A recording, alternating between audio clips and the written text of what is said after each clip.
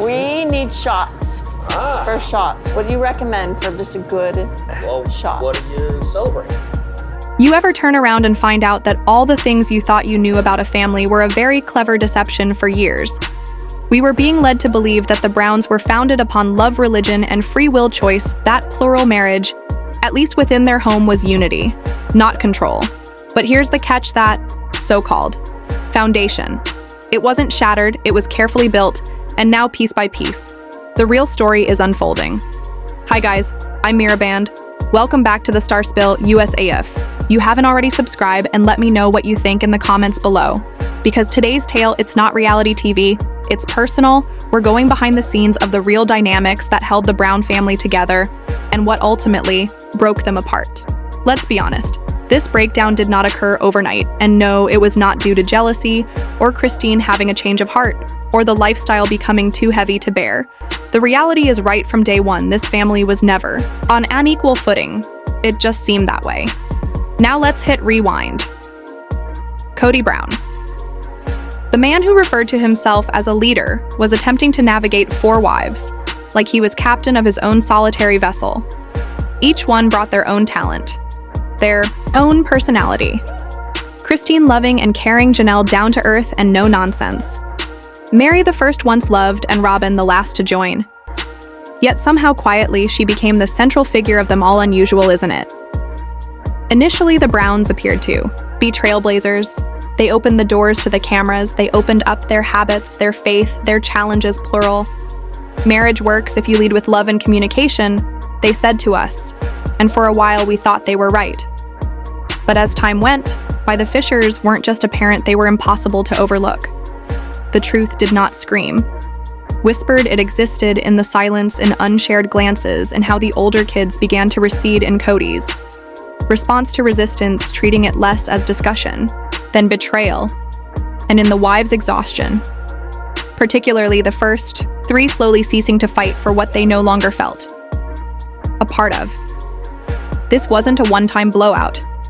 This was a slow wearing down, years of Kody demanding allegiance with less and less, to give back years of Robin being subtly put on a pedestal, with everyone else being left to sort it out emotionally on their own.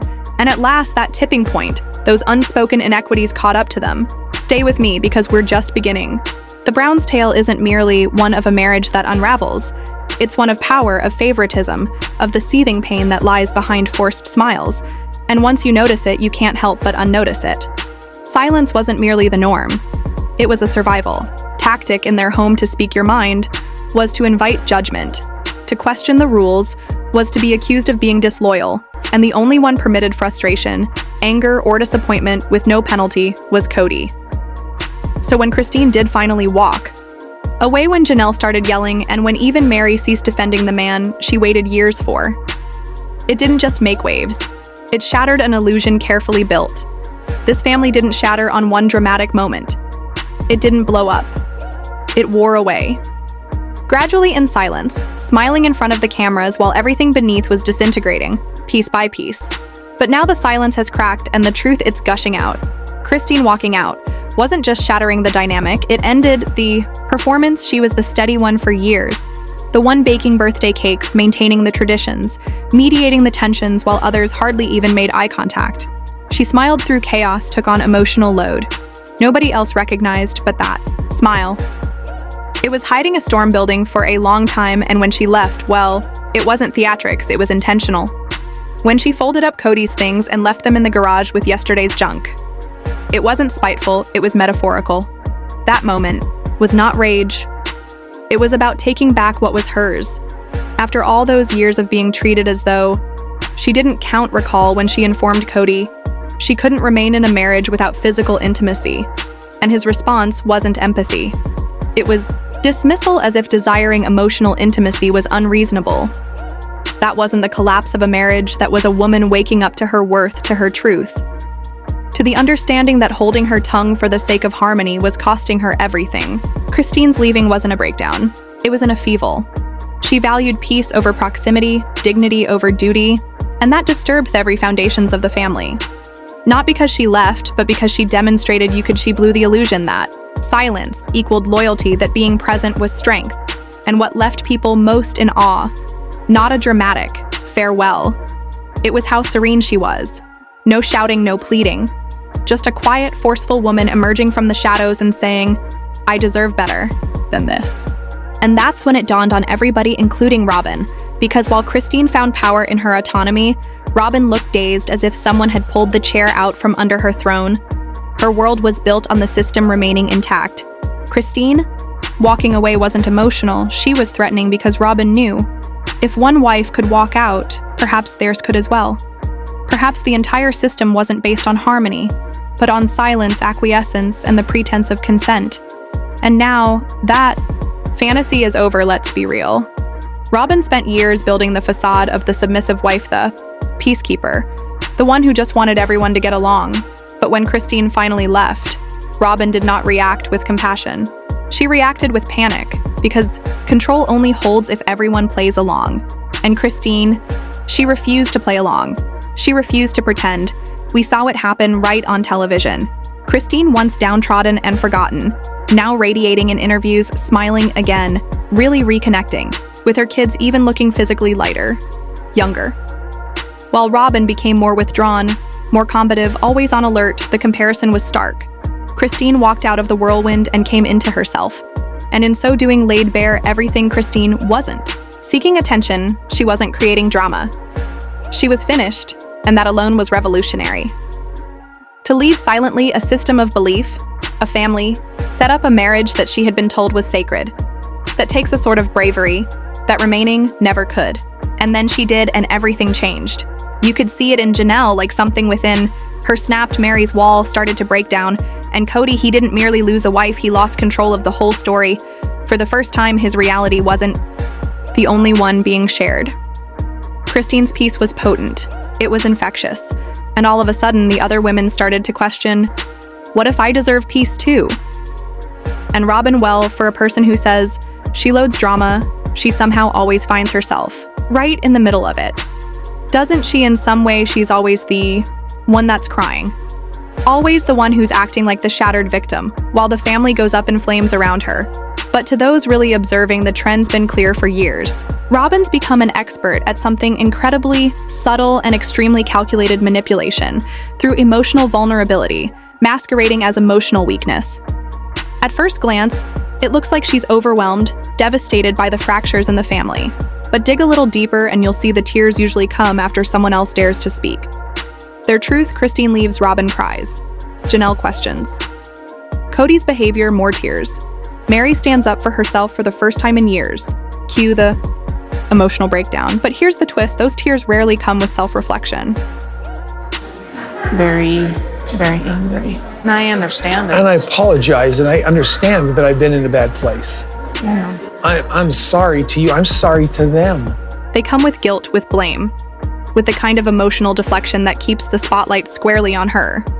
While sidestepping any real accountability, Robin doesn't take ownership of the damage, she absorbs attention.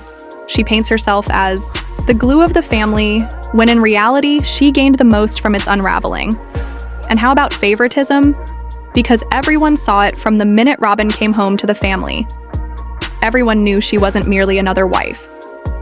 She was the wife Robin was. The wife Kody spent more time at her home, paid more attention and care to her, and even formally divorced Mary to adopt her children. The indications were obvious. It wasn't speculation, the other wives were experiencing it, feeling the burden of it every day. There's one scene that really stands out, one of the most telling moments in the entire show. The family was talking about money, and Janelle calmly reminded them that she had no assets in her name, zero. Meanwhile, Robin was living in the largest house, the most secure, all paid off in part by family funds. When this was brought up, did Robin rise to the occasion and say, let's make this equal number? Instead, she became defensive. She made the subject a story of her own sacrifices, her hardships, her victimhood. But come on, who's really having trouble living in $1 million house? And then there's the house rules scenario. During recall how Robin's rules were more stringent than everyone else's, and Kody just followed along behind her. The other wives, they were bypassed, isolated in some instances, such as with Janelle. They weren't even visited for weeks, but Robin, she was the protector, the person who was just attempting to keep the family safe. What the fans saw, however, was something else. Robin wasn't merely guarding health. She was guarding her access to Kody. If that meant emotionally walling off the other wives, so much the better. It's that gentle type of manipulation that ruffles people's feathers. Robyn doesn't storm off, she doesn't threaten. She's the peacemaker speaking softly and with sad eyes. But the end is the same. Shut up. The other women bring attention to herself, and the best part, she's perpetually baffled. She'll say, "I just don't understand why they don't talk to me." Or, "I don't get why there's so much tension." Really, Robyn? You don't understand why Christine might feel left out when she hasn't had intimacy in over a decade and you're living in a mansion with a husband who's fully present. You don't get why. Janelle's frustrated after contributing financially to the family and ending up with nothing. The truth is, Robyn has become the embodiment of everything fans hate about the power imbalance on the show, and yet she keeps trying to present herself as the innocent bystander, the one who just wants the family to come together. But that's hard to believe when she's the one with all the resources, with Kody, with emotional backup. Meanwhile, everyone else is left to fend for themselves. And here's where the aggravation reaches a boiling point. Robyn frequently will say, "I never wanted to be the favorite." But her behavior, well, it says something different. She is at the middle of every important family decision she controls, the confessionals, and when the wives are hurting, she is seldom the comforter. Instead, she keeps quiet, then later cries during solo interviews, making it all about how she feels. Fans aren't blind. We've seen the contradictions, like when Maddie was getting married, and suddenly Robyn became the voice of reason, narrating, like she was Maddie's personal guide, despite coming into the picture when Maddie was already in middle school, or when Robyn talks about wanting unity while excluding the other kids from her homes during dinners. The contradictions are relentless. And worst of all is that for years, the other wives remained silent to maintain harmony. Christine held her tongue. Janelle dodged conflict. Even Mary, after all she endured with the catfishing scandal and years of emotional abandonment, still attempted to salvage things. And Robyn continued playing the part of the misunderstood saint, never in the wrong, always misunderstood. But the audience doesn't forget the timeline. We don't forget the Vegas years, the rental Christmases, the blow-ups, and we don't forget who always ended up on top, even while the family fell apart. Robyn might try to convince us otherwise, but she's fooling no one with her act of innocence. Her self-satisfaction in a house founded on the heartbreak of other women is deafening. Her tears can't conceal it. They spotlight it whether she wants to own up to it or not. Her position within the family was never a neutral one. It was sheltered, elevated, and preserved while everyone else had to make sacrifices. That's why people are angry. This isn't an issue of emotions. It's an issue of fairness. It's an issue of seeing incredibly strong, capable women like Christine and Janelle being framed as the issue, while Robyn got set up as the glue when in fact she was included in the crack. Now let's discuss someone who never yelled, never cried for attention, and never played the victim, but whose lack in Kody's eyes said more than words ever could. Janelle for years. She was the quiet presence behind the scenes. Not the loudest, not the neediest, just steady, sensible, and powerful. But being powerful, it turns out, meant being overlooked. It's really heart-wrenching to know Janelle invested more money into the Brown family than nearly everybody, and for some reason just left with nothing that ain't drama, that ain't gossip. That's what she told us in person. On TV, she gave and gave and gave. And then when it came time to look out for something for herself and her future, there was no money left to give her. What makes it all the more difficult to swallow is that Janelle never demanded much. She wasn't wanting romantic proclamations or constant attention. She was his buddy wife, as Kody put it, and he said it like it was a positive thing. But what did that really consist of? She raised the kids, took care of finance, kept the household running smoothly. But on some level, was she ever truly regarded as an equal partner? Or was she just the practical one? The one who wouldn't make a fuss? And that's the thing. Janelle didn't make a fuss. She steered clear of it, but that made it easy for Kody to overlook. The fissurers in their relationship. There were no screaming matches, no meltdowns at the dinner table, so he didn't have to contend with her needs because she never threw them at him. But just because she didn't talk doesn't mean she wasn't suffering. You could see it on her face throughout those latter seasons, particularly when Kody began pulling back deeper into Robyn's fear-making choices, without her hardly speaking to her about anything that really counted, and yet still she did try. She endured, strained. Discussion she incessantly repeated, "We have to have those conversations." Yet Kody simply zoned out whenever she said something about how they needed equality, how they needed to know he folded it into friction. There was the climax, that poignant moment when Janelle gazed right into the camera and just stated, "I don't know if I even care if he comes back." Not yelled, not sobbing, just stated, and the impact hit like a freight train. This wasn't a woman losing hope. This was a woman waking up, and the difference she didn't crave. Revenge, she craved peace, as Kody spun fingers, pointed blaming everyone, blaming Christine, blaming co-wives, blaming anyone but himself. Janelle remained serene. She allowed the silence to speak. She ceased pursuing him, and quite. Frankly, that was the loudest thing she ever said. It wasn't about having tantrums or bringing drama. It was a subtle statement of taking back her own sense of self and releasing a relationship that no longer worked for her. And let's not forget the money aspect either. This is where things get thoroughly screwed up. We now know that Janelle did not own a home when she broke up with Kody. She was at one time living in an RV, struggling to make do on the land she believed was a family investment. Robin had a paid-off house. Mary had a rental. Christine had purchased a home for herself. Janelle, though, had property. With no structure, there and an awful lot of broken promises. The anger wasn't about money, it was about being deceived.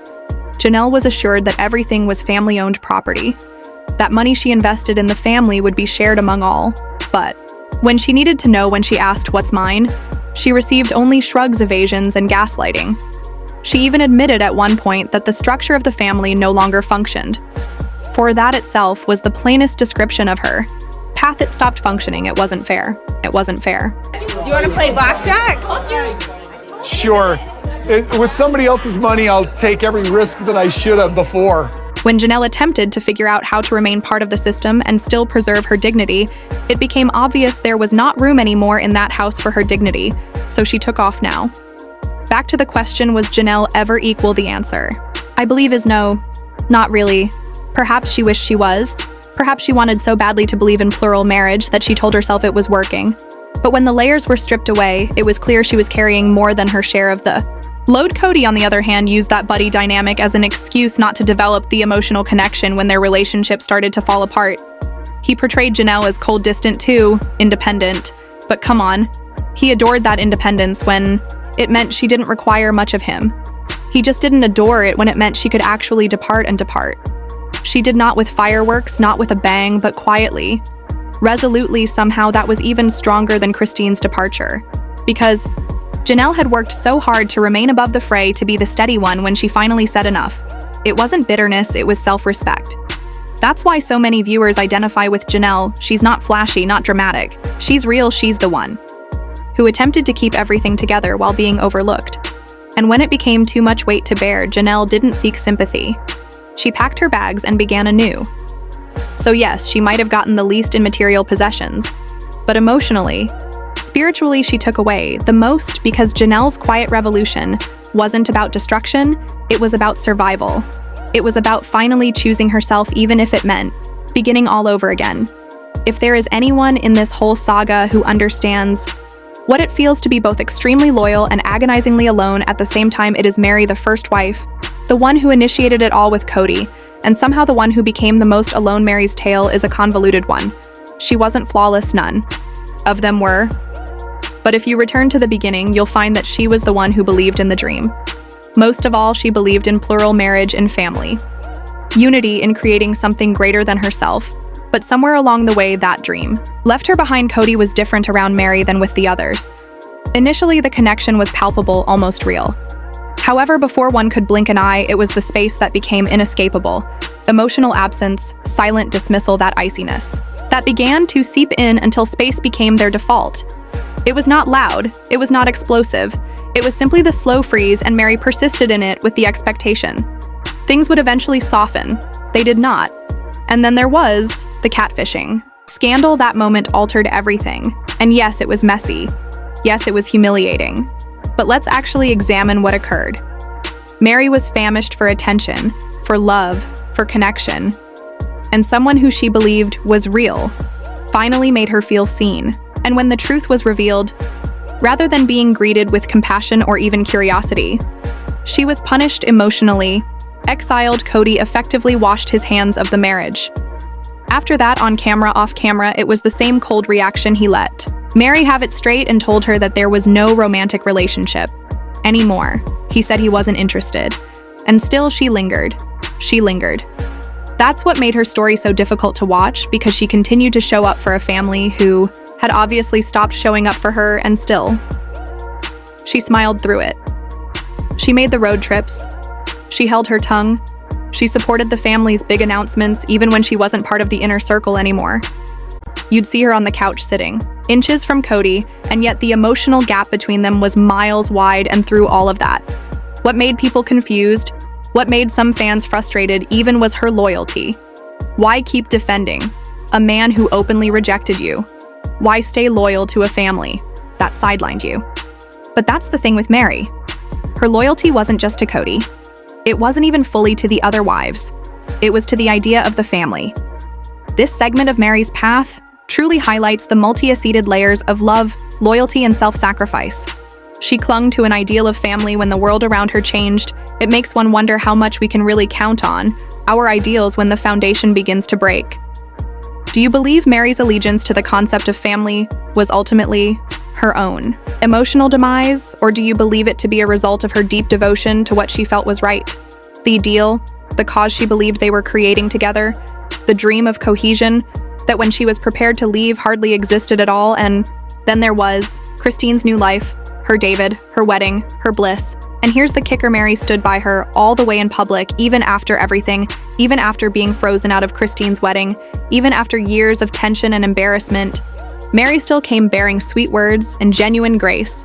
No passive-aggressive snark, no smiling like an idiot, just a straightforward, grown-up, nearly heartbreaking kind of backing. And that says everything you need to know about who Meri is these days. She's been burned. She's been humiliated, ignored, excluded, and yet still managed to emerge from all of that with enough courage to root for somebody else's happiness. But you can't overlook how long she waited, how long she endured, how she clung to the remnants of a relationship Kody had long buried. At one point, she informed the cameras that she still held on to the hope that something might shift, that something could be rebuilt. And Kody did not even bother to keep his lack of interest a secret. He informed her coldly, clearly, that he could not see it happening. So why didn't Meri walk sooner? It's the question the fans posed again and again. But perhaps the answer is easier than we imagine. Meri wasn't clinging to Kody, the man she was. Clinging to Meri, the wife, Meri, the first, Meri, the mother of Leon, the woman who began all of this family and did not wish to be the first to leave it. That persona held meaning for her as the first wife, the one who agreed to the entire lifestyle, before it was even a television show, before the craziness, before the fame leaving. Kody wasn't simply losing a man, it was losing the character. She built her life around, and regardless of how much hurt was behind it, that loss wasn't simple. But when she finally did leave, when she finally told him she was done, it wasn't bitter, it wasn't loud, it was quiet, considered, and honest. She didn't have to blow up, she didn't have to sacrifice Kody on the altar of their failed relationship. She just took a look around, saw what was left, and decided that her future was worth more than leftovers, and that choice. That quiet last step out the door that was her power move after all. The years of being excluded, talked over, misrepresented, and reduced to the scapegoat for all the flaws of everybody else, from jealousy to drama.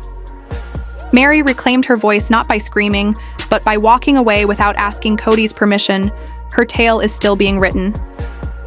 Meri's is a tale of survival, inner strength, and the inner conflict of releasing something she'd given so much of herself to.